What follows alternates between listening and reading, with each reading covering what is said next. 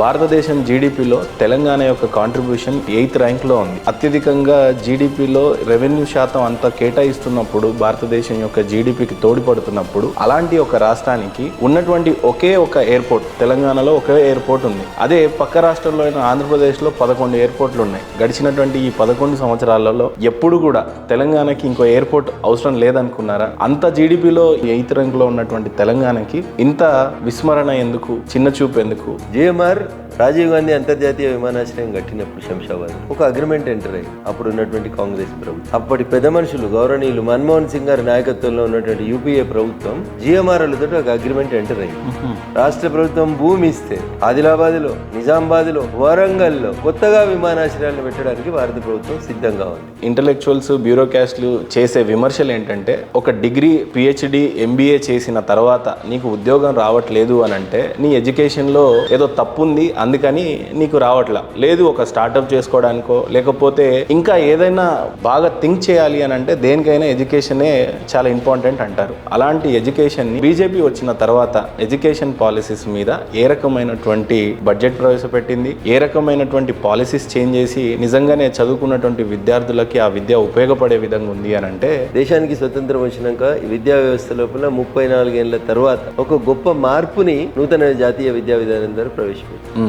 ఎంతసేపు పిల్లల్ని పుస్తకాల పురుగులుగా, బట్టి కొట్టే మిషన్లుగా మానేసి వాళ్ళని లర్నింగ్ బై డూయింగ్ తీసుకోవడం కోసం ప్రధానమంత్రి Shri schools, PM Shri schools కింద ఈ దేశంలో 14,500 స్కూళ్ళని మోడల్ స్కూల్స్ ని ఎంపిక చేసినాం. వీళ్ళందరి లోపల skill development, digital learning, multiple languages ని వాళ్ళ లోపల డెవలప్ చేసి వీళ్ళని భావి భారత పౌరులుగా తీర్చిదిద్దేందుకు పనిచేస్తాం. This is a great change అన్న. ఎడ్యుకేషన్ బడ్జెట్ చూసినట్లయితే 50,000 నుంచి 60,000 కోట్ల వరకు స్పెండ్ చేసినట్టుగా కనపడతా ఉంది కేంద్ర ప్రభుత్వం. ఏ రకంగా దాన్ని వినియోగించుకోబోతున్నారు అని అంటే ఏం చెప్తారు? కోళ్ళని పోల్ట్రీ ఫామ్ లో పెట్టి, ఏసీలో పెట్టి పెంచినట్టు పెంచకుండా పిల్లల్ని బయటి ప్రపంచంతో ఎడ్యుకేట్ చేసి బయటి ప్రపంచంతో కలిసి పెరిగేలాగా చేస్తే పిల్లలకి ప్రపంచం, పర్యావరణం అన్ని నేర్పిస్తుంది. బడ్జెట్ లో మేము ఇచ్చిన పిఎం శ్రీ స్కూల్స్ డెవలప్మెంట్ చేయడం, టాయిలెట్స్ లేకపోవడం, లైబ్రరీ లేకపోవడం, ల్యాబ్స్ లేకపోవడం, ఇట్లాంటి కొరతలు తీర్చి చదువుకునేప్పుడే పిల్లల లోపల సృజనాత్మకతను పెంచడానికి పిఎం శ్రీ స్కూల్స్ ఉపయోగం. ఏదేమైనా భారత్ సూపర్ పవర్ కావాలి అని 2047లో మోడీ గారు కలలు గంటా ఉన్నారు. నిజంగానే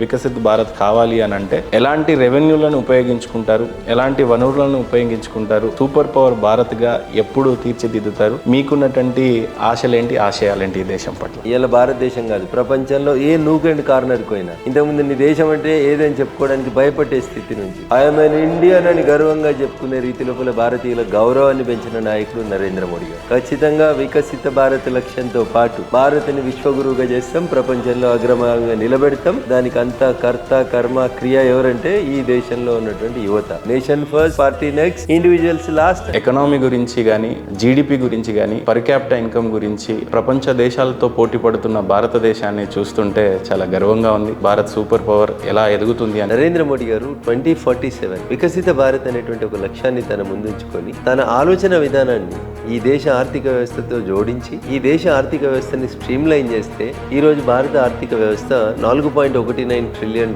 తోటి ప్రపంచంలోనే 4వ ఆర్థిక వ్యవస్థగా ఎదగగలిగింది నరేంద్ర మోడీ గారి నాయకుడు. నిజంగా సూపర్ పవర్ కావాలి అని అంటే ప్రస్తుతం మన జీడిపి 6.9 నుంచి 8 మధ్యలో నడుస్తూ ఉంది. మనకి కావాలి అని అంటే 21 నుంచి 25% జీడిపిని పెంచాలి అని అంటే, పర్ క్యాపిటల్ ఇన్కమ్ పెంచాలి అంటే ఈ రోజు భారతదేశంలో చూసినట్లయితే 2 లక్షలు పర్ క్యాపిటల్ ఇన్కమ్ భారతదేశంలో ఉన్న ఒక సగటు పర్సన్ యొక్క ఇన్కమ్ అది. కానీ నిజంగా సూపర్ పవర్ ఇప్పుడు ప్రస్తుతానికి చూస్తున్నటువంటి అమెరికా యొక్క పర్ క్యాపిటల్ ఇన్కమ్ చూసినట్లయితే 69 లక్షలు. సో ఎలా ఈ లక్ష్యాన్ని ఛేదిస్తారు? ఈ రోజు మనం 6.9 నుంచి 8 మధ్యలోనే వ్యారీ అవుతున్నాం కాబట్టి ఈ రోజు మన దేశంలో కొన్ని రాష్ట్రాల లోపల పర్ క్యాపిటల్ ఇన్కమ్ 2 లక్షలు ఉండొచ్చు, తెలంగాణ లాంటి చోట్ల 3.5 లక్షలు ఉండొచ్చు, రకరకాలుగా వేరీ అవుతుండొచ్చు. భారతదేశం ఒక లక్ష్యాన్ని నిర్దేశించుకుంది. 2047 నా ముందున్నటువంటి గోల్. ఆ గోల్ కల్లా నేను ఆదాయం పెంచుకోవాలి. ఒక పక్క ఆపరేషన్ సింధూరు ఇంత పురోగతి సాధించినప్పుడు తెలంగాణలో ఉన్నటువంటి ముఖ్యమంత్రి సీఎం రేవంత్ రెడ్డి గారు నిజంగానే ఆపరేషన్ సింధూర్లో జరిగినటువంటి ఈ యుద్ధంలో అక్కడ పాకిస్తాన్ లో 9 స్థావరాలను మన భారత సైన్యం కూల్చేసింది అని చెప్పినా కూడా వాస్తవంగా కూల్చిందా లేదా, దానికి ఉన్న ఆధారాలు కావాలి అని అన్నారు. తర్వాత రఫేల్స్ ఇండియా మీదకి వచ్చి లేదా డ్రోన్లు ఇండియా మీదకి వచ్చి దాడులు చేస్తున్నప్పుడు సీఎం రేవంత్ రెడ్డి గారు వాస్తవంగా ఎన్ని విమానాలను కూల్చాము, మనం ఎన్ని డ్రోన్లను కూల్చాము, అసలు వాస్తవాలు ఏంటి అని చెప్పేసి ఒక పక్క అడగడం జరిగింది. రేవంత్ రెడ్డి గారు రాజకీయాలకు రాకముందు నుంచి ఈ దేశ పార్లమెంట్ లో సభ్యుడిగా ఉన్నటువంటి శశి తరూర్ గారిని పోయి అడుగుమంది. విమానాలు కూలినాయి కరెక్టా కాదా, పాకిస్తాన్ కి సంబంధించినటువంటి క్షిపణులను మనం కూలగొట్టింది కరెక్టే కాదా. సార్, ఆపరేషన్ సింధూర్ మొత్తంలో కూడా ఒక ఇంట్రెస్టింగ్ ఫ్యాక్ట్ ఏంటంటే చాలా మంది మేల్ పైలట్స్ ఉన్నా కూడా యుద్ధ విమానాలను నడపడానికి సిద్ధంగా ఉన్న ఆడబిడ్డలు ఇద్దరినే ఎందుకు బీజేపీ ప్రధానంగా చూస్ చేసుకుంది అని అంటే ఏమంటారు? అరే వెదవల్లారా, మా ఆడబిడ్డలు అబలలే కాదు సబలలు కూడా. ప్రపంచానికి భారత మహిళ యొక్క గొప్పతనాన్ని చాటి చెప్పాలనుకున్నారు. అందుకనే ఇద్దరు ఆడబిడ్డలు జాలరపోయి మీకు అని చెప్పి సమాధానం. బార్డర్ సెక్యూరిటీ కానీ, డిఫెన్స్ సిస్టమ్ కానీ, దాని గురించి సంబంధించినటువంటి బడ్జెట్స్ కానీ, లేదా గతంలో ఉన్న డిఫెన్స్ సిస్టమ్ ఎంత స్ట్రాంగ్ గా ఉండింది, సైన్యం స్వయం సమృద్ధి పొందడానికి కావాల్సినటువంటి బడ్జెట్ ఇచ్చినాం, కాన్ఫిడెన్స్ ఇచ్చినాం, అంకురాలను ఎంకరేజ్ చేసినాం. ఇతర దేశాలలో మనకంటే మెరుగ్గా ఉన్నటువంటి పరికరాలను కూడా తీసుకొచ్చుకోవడానికి, ఆయుధాలను కొనుక్కోవడానికి కూడా మనం ఇక్కడ S-400 అప్పుడు కానీ, రఫేల్ అప్పుడైతే ఇంకా ఇంకా మాట్లాడుతూనే ఉంటారు. రఫేల్ కుంభకోణం అని మాట్లాడేటువంటి మూర్ఖులు ఉన్నారు ఈ దేశంలో. ఈ రోజు భారతదేశం యొక్క రెవెన్యూ 4.19 ట్రిలియన్ దాకా వెళ్ళింది అని అంటే బ్యూరోక్రాట్ల పాత్ర ఉంటుంది. వాళ్ళ గురించి ఎప్పుడు కూడా రాజకీయ నాయకుడికి వెనకాల వెనుదన్నుగా ఉండేటువంటి బ్యూరోక్రాట్స్ గురించి ఇంత రెవెన్యూ జనరేట్ చేసి ప్రణాళికలను సిద్ధం చేస్తూ ఉంటారు అని అంటారు. అలాంటి బ్యూరోక్రాట్ల గురించి చెప్పాలి అని అంటే సిస్టమ్ ని కంటిన్యూస్ గా నడిపేటువంటి వ్యవస్థ అంతా బ్యూరోక్రాట్లు. ఈ బ్యూరోక్రాట్లు కొంతమంది అందులో తప్పుడు వ్యక్తులు ఉండొచ్చు, అన్ని వ్యవస్థలలో తప్పుడు వ్యక్తులు ఉన్నట్టు ఆ వ్యవస్థలో కూడా కొంతమంది తప్పుడు వ్యక్తులు ఉండొచ్చు. But majority of them or service oriented. ఈ దేశానికి ఏదో చేయాలనేటువంటి ఒక గొప్ప తపన ఉన్నటువంటి వ్యక్తులు. కాబట్టి అట్లాంటి వాళ్ళ గురించి తప్పుగా మాట్లాడడం అనేది సరి అయినటువంటి విధానం కాదు. ఈ రెవెన్యూ జనరేషన్ లో బ్యూరోక్రాట్ల పాత్ర కానీ, లేకపోతే వాళ్ళు శ్రమించే విధానం కానీ ఏ రకంగా ఉంటుంది? ఒక రెవెన్యూ జనరేషన్ లోనే ఉండరు వాళ్ళు. ప్రజలకి మంచి అయినటువంటి అనేక పథకాల రూపకల్పనలో కానీ, ఈ దేశ రక్షణ రంగం లోపల ఉన్నటువంటి అనేక రకాలైనటువంటి ఉత్పత్తుల్ని బయట దేశాల నుంచి కాకుండా మనం తెచ్చుకోవడానికి కానీ చాలా చోట్ల వాళ్ళ పాత్ర ఉంటుంది. స్కూళ్ళలో కానీ, మిడ్ డే మీల్స్ లో కానీ, రేషన్ కార్డులో కానీ, ధరణిలో కానీ, భూభారతిలో కానీ, ఇట్లా కొత్త చట్టాలు తెచ్చే ప్రతి దాంట్లో మనల్ని గైడ్ చేసేది వాళ్ళే. $4.19 ట్రిలియన్ అంటే ఆల్మోస్ట్ గా 178 లక్షల కోట్ల ఎకానమీతో ఈ రోజు భారత్ 4th ప్లేస్ కి వచ్చింది. ఎలా సాధ్యపడింది ఈ రోజున? ఒకప్పుడు మోడీ గారు అంటే చాయ్ వాలా మమ్మల్ని పాలిస్తాడా అని చెప్పిన కాంగ్రెస్, ఎంఐఎం లాంటి పార్టీలు ఈ రోజున మన్మోహన్ సింగ్ అంటే రెవెన్యూని, సంపదని సృష్టించేటువంటి ఒక దిగ్గజుడు అని చెప్పేవాళ్ళు. ఈ రోజు $4.9 ట్రిలియన్ సంపాదించి 4th ప్లేస్ లో ప్రపంచవ్యాప్తంగా భారత్ నిజంగానే ఒక సూపర్ పవర్ దేశంగా ఎదుగుతుంది అని చెప్పే ఎకానమీకి రీచ్ అయ్యాం. ఎప్పుడైనా ఇన్వెస్టర్ ఇన్వెస్ట్ చేయాలంటే రెండు విషయాలను ఆలోచిస్తాం. ఒకటి, ఆ దేశంలో ఉన్నటువంటి పాలకుడు ఒక గొప్ప ముందు చూపు కలిగినటువంటి నాయకుడు అయి ఉండాలని కోరుకుంటాడు. రెండు, తాను పెట్టినటువంటి పెట్టుబడులకి భద్రత ఉండాలని కోరుకుంటాడు. కాళేశ్వరం ప్రాజెక్టు అవినీతి జరిగింది అని గతంలో స్వయాన నరేంద్ర మోడీ గారే అన్నారు. అందులో అది వైట్ ఎలిఫెంట్, అది ఒక ATM బ్యాంక్ లాగా అయిపోయింది అని చెప్పేసి గతంలో మీలాంటి నాయకులు విమర్శలు చేశారు. ఈ రోజున ఎంక్వైరీలు జరుగుతూ ఉన్నాయి. ఏ రకంగా చూస్తారు? మీ పాయింట్ ఆఫ్ వ్యూ ఏంటి? కాళేశ్వరం ప్రాజెక్టు నిర్మాణంలో అవినీతి జరిగింది అనేటువంటి లైన్ కి భారతీయ జనతా పార్టీ బూత్ అధ్యక్షుని దగ్గర నుంచి మొదలుకుంటే ప్రధానమంత్రి దాకా అందరిది ఒకటే line. There is no second opinion. లేదా చంద్రశేఖరరావు గారిని కాపాడాలనుకుంటుందా, లేదు వాళ్ళు చర్య తీసుకుంటే ఇబ్బంది అవుతుందని అనుకుంటే భారత ప్రభుత్వానికి ఉత్తరం రాసి, ఇగో ఇది PC ఘోష్ గారి కమిషన్ ఇచ్చినటువంటి నివేదిక, దీని ప్రకారం కేసీఆర్ గారు ఇక పలానా వ్యక్తులు అవినీతికి పాల్పడ్డారు, వీళ్ళ మీద CBI విచారణ జరపండి అని అడుగుతారా? We'll wait and see. ఎలాగో ఏవియేషన్ సబ్జెక్ట్ వచ్చింది కాబట్టి విజయ్ మాల్యా అని అంటే కింగ్ ఫిషర్ ఎయిర్వేస్ ని ఒక్క స్థాయిలో రన్ చేశారు అనేది నిజం.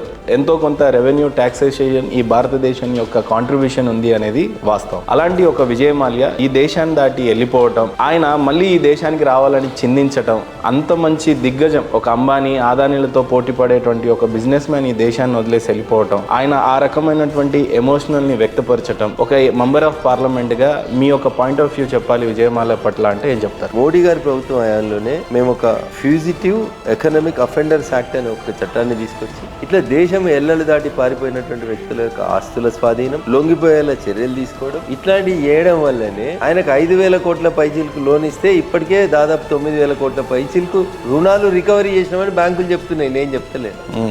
అట్లా అది లలిత్ మోడీలైనా, నీరవ్ మోడీలైనా, ఎవరి హయాంలో వారిపోయినా ఈ దేశ సంపదను దోచుకున్న ప్రతి ఒక్కరిని ఈ దేశానికి తెస్తాం, ఈ దేశ చట్టాల ప్రకారం శిక్షించడం.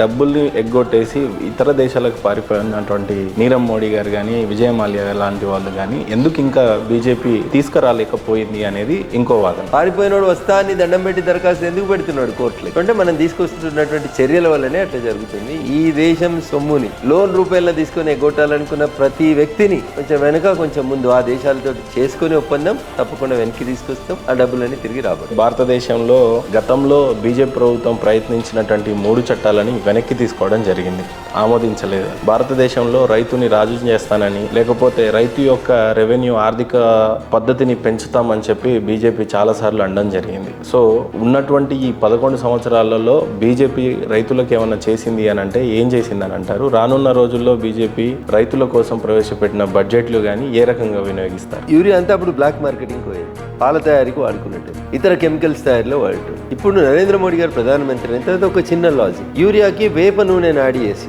దాన్ని చేదుగా చేసేస్తే you cannot add it in any other chemical. PM Kisan Samman Nidhi కింద 3 ఇన్స్టాల్మెంట్ల కింద ప్రతి రైతుకి 2000 చొప్పునిచ్చి చిన్న సన్నకారు రైతులకి సంవత్సరానికి 6000 ఇచ్చి వాళ్ళకి సాయం చేస్తున్నాం కదన్నా. నేను ఇందాక చెప్పిన డ్రోన్లు తీసుకొచ్చినాం కదన్నా, కూలీలను పెట్టి మందు కొట్టుడు బంద్ చేసి ఒక రైతు డ్రోన్ ఆపరేట్ చేసి తన పొలం అంతా మందు కొట్టుకునేటువంటి పరిస్థితి తీసుకొచ్చినాం. పక్క దేశాల్లో చూసినట్లయితే అగ్రికల్చర్లో వాడుతున్నటువంటి ఇన్నోవేషన్ మిషన్స్ భారతదేశంలో ఇంకా ఆ టెక్నాలజీని ఆమడ దూరంలోనే ఉన్నట్టుగా కనపడతా ఉంది. బీజేపీ తీసుకున్నటువంటి చొరవ ఏ రకంగా ఉంది అని అంటే ఏమంటారు? వ్యవసాయ పనిముట్లకి రైతులకి పైసలు ఇస్తున్నాం, కోల్డ్ స్టోరేజ్లు కట్టిస్తున్నాం, గోడౌన్లు కట్టిస్తున్నాం. రైతు ఇమీడియట్ గా అమ్ముకోకుండా తన పండించిన పంట నిల్వ చేసుకొని తనకు మార్కెట్లో అనుకూలమైన రేట్ వచ్చినప్పుడు అమ్మేందుకు ఉపయోగపడతా ఉన్నాం. పిఎం కిసాన్ సమ్మాన్ నిధి ఇచ్చినాం, డ్రోన్లు తెచ్చినాం, ట్రాక్టర్లు ఇచ్చినాం, వ్యవసాయ పనిముట్లు ఇచ్చినాం, డ్రిప్ ఇరిగేషన్ ఎంకరేజ్ చేస్తా ఉన్నాం. ఏ దేశంకైనా గట్టి పిల్లర్లుగా ఉండేది ఏదన్నా ఉందంటే ఈజీ ఆఫ్ డూయింగ్ బిజినెస్ ఒకటి, స్టార్ట్అప్ బిజినెస్ ఒకటి. ఆ ర్యాంక్ లో చూసినట్లయితే భారతదేశంలో ఈజీ ఆఫ్ డూయింగ్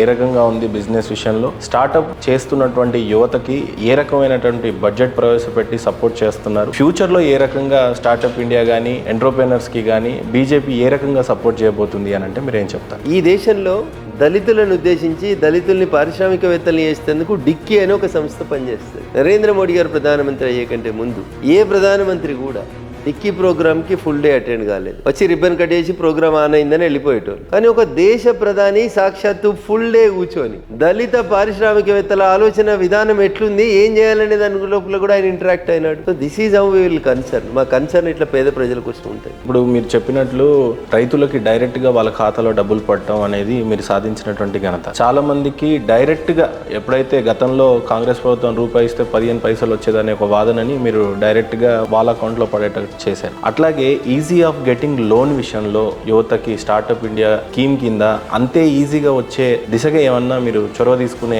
అవకాశం ఉందంటారా? ఎవరు గుర్తించని ఎవరు మాట్లాడని విశ్వకర్మల గురించి మేము మాట్లాడుతున్నాం. విశ్వకర్మలకి నేరుగా లోన్ ఇస్తున్నాం, ట్రైనింగ్ ఇస్తున్నాం, లోన్ ఇస్తున్నాం, ప్రధానమంత్రి ముద్ర కింద ఇస్తున్నాం. ఆఖరికి స్ట్రీట్ వెండర్స్ అన్న రోడ్డు మీద కూర్చొని కూరగాయలు అమ్ముకునేటువంటి పేద ఆడబిడ్డలకి రోజువారీ మిత్తి తీసుకొచ్చుకుంటారు ఫైనాన్స్ లో వాళ్ళు 5%, 10%. అది తగ్గాలని స్ట్రీట్ వెండర్స్ కి మనిషికి 10,000 రూపాయలు లోన్ ఇచ్చింది భారత ప్రభుత్వం.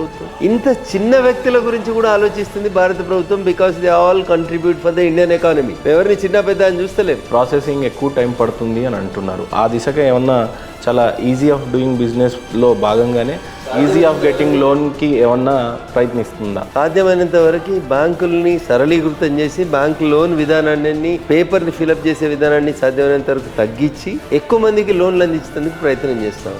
మీరు అన్నట్టు కొన్ని బ్యాంకులు అట్లా ఇబ్బందులు పెడుతున్నట్టు మా దృష్టి కూడా వస్తుంది. వాటిని కూడా రెక్టిఫై చేస్తాం.